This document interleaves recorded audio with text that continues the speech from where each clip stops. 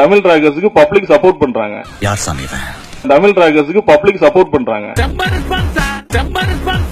Facebookல பார்த்தா தமிழ் ராக்கர்ஸுக்கு சப்போர்ட் பண்ணி அவ்வளவு வியூவர்ஸ் இருக்காங்க. ஆனா பேபி, இந்த மாதிரி தீவிர ரசிகர்கள் உனக்கு இருக்கிற வரைக்கும் தமிழ்நாட்டுல உன்னை யாரும் அசைச்சிக்க முடியாது. நீ ஏன் டிக்கெட் 1500 ரூபாய்க்கு விற்கிற? நல்ல கேள்வி. 1500 ரூபாய் டிக்கெட் ஒரு நடிகனை வளர்த்து விடுறாங்க. 1500 ரூபாய்க்கு டிக்கெட் விற்கிற? பிளாக்ல எல்லாம் டிக்கெட் விற்கிறாங்க. டிக்கெட் விலை வந்து 1000 ரூபாய் 1200 ரூபான்றாங்க. எங்களை மாதிரி ஏழை மக்கள் எல்லாம் எப்படி பாக்குறது? பப்ளிக் எங்க போவான்? அப்புறம் தமிழ் ராக்கர்ஸ் படம் போடுறோம்னா போடதான் செய்வேன். எப்படி போடாம இருப்பேன்? உன்ன பாக்க வரணும், என்ன பாக்க வர நீ பால்ட்ட ஹீரோக்களுக்கு பில்டப் போச்சுதே நாடு நாசமா போச்சு. நான் ஆணையிட்டால் அது நடந்து விட்டால்.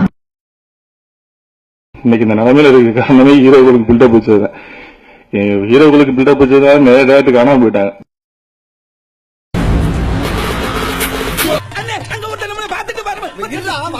எனக்கு ஒரு மாதிரியாத்தான் இருக்கும்.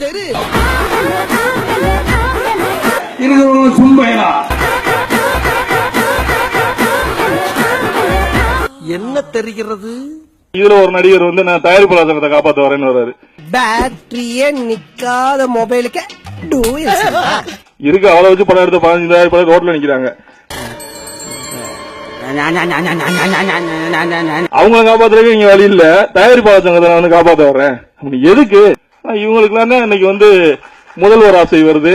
கொஞ்சம் அரிசி அப்பா சிஎம் அப்பா டெல்லி இது போதும் சார். எந்த விளம்பரம்னாலும் அடிக்குது. காலையில ஒரு நடிகர் வந்து காப்பி குடிங்கன்றாரு. 11 மணிக்கு இன்னொரு நடிகர் வந்து காப்பி குடிங்கன்றாரு. காஃபி தேவைப்படுமே, அதனாலதான் ப்ரோ இன்ஸ்டன்ட்ல இப்ப ஸ்பெஷல் ஆஃபர் கிடைக்குது. ஆனா அவங்க வீட்டுல என் நாட்டிலே காபி டீ பட்டு 59 வருஷம் ஆகிறது. தேவையா உங்களுக்கு? தேவையா உங்களுக்கு காபி? அப்ப நம்ம காட்டையும் கொடுக்கிறோம், கூட்டையும் கொடுக்கிறோம். ஒருத்தர் கொக்கோ கோலா குடின்றாரு, ஒருத்தர் வேட்டி. ஏன்னா தமிழ்நாட்டுல பிறந்த எங்களுக்கு வேட்டி எடுக்க தெரியாதா? நீங்க சொல்லித்தான் நாங்க வேட்டி எடுத்தோமா? கள்ளச்சாராயத்துக்கு கூட விளம்பரத்துக்கு நடிக்க சொன்னா நடிக்கிறது ரெடியா இருக்காங்க காசு கொடுத்தா.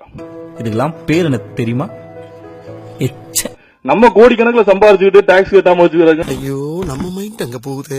ஒரு என்னைக்கு ஒருவன் வந்து அறக்கட்டளை ஆரம்பிச்சு கல்யாண மண்டபம் கட்டுறானோ அன்னைக்கே அவன் வரி வைக்கிறான்னு அர்த்தம். மற்றவர்களுக்கு புரியுதோ இல்லையா, அது ரஜினிகாந்த் அவர்களுக்கு நல்லா புரியும். நீ உன்னோட சம்பளத்தை குறைச்சிக்க வேண்டியதானே?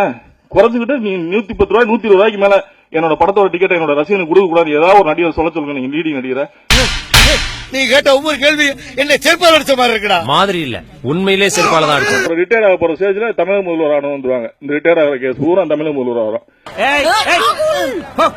ஹீரோக்கள் யாரும் நம்மளை சிந்திக்க வைக்கல, நம்ம அழிக்கதான் செஞ்சிருக்காங்க.